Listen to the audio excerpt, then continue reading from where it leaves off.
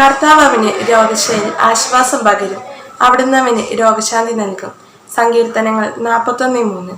കർത്താവിൽ വിശ്വസ്തനായിരിക്കുന്ന ഒരുവന്, കർത്താവിന്റെ നാമം വിളിച്ചപേക്ഷിക്കുന്ന ഒരുവന് അവിടുന്ന് നൽകുന്ന നന്മയെക്കുറിച്ചാണ് സങ്കീർത്തനങ്ങൾ 41:3 പറയുന്നത്. കർത്താവ് അവന് രോഗശയിൽ ആശ്വാസം പകരും. അവിടുന്ന് അവന് രോഗശാന്തി നൽകും. കാരണം ശുദ്ധനോ അശുദ്ധനോ നീതിമാനോ പാപിയോ ദുഷ്ടനോ നന്മയുള്ളവനോ ആരുമായിക്കോട്ടെ, കർത്താവിന്റെ നാമം വിളിച്ചപേക്ഷിക്കുമ്പോൾ കർത്താവ് എപ്പോഴും പടുത്തുയർത്തുന്ന നന്മ ചെയ്യുന്നവൻ മാത്രമായിരുന്നതുകൊണ്ട് തനിക്കുള്ളതെല്ലാം തന്നെ വിളിക്കുന്ന എല്ലാവർക്കും അവിടുന്ന് നൽകുന്നു. ദൈവത്തെ വിളിക്കാൻ ഒരു മടിയും ആവശ്യമില്ലെന്ന് ഈ വചനം നമുക്ക് ഉറപ്പ് തരുന്നു. നമ്മൾ ഏത് മാനസികാവസ്ഥയിലും പാപത്തിന്റെ പടുകുഴിയിലാണെങ്കിലും തെറ്റുകളുടെ കൂമ്പാരത്തിന്റെ അടിയിൽ കിടക്കുന്നവനാണെങ്കിലും കർത്താവ് നമ്മൾ വിളിച്ചപേക്ഷിക്കുന്നത് കാതോർത്തിരിക്കുന്ന ആളാണ്.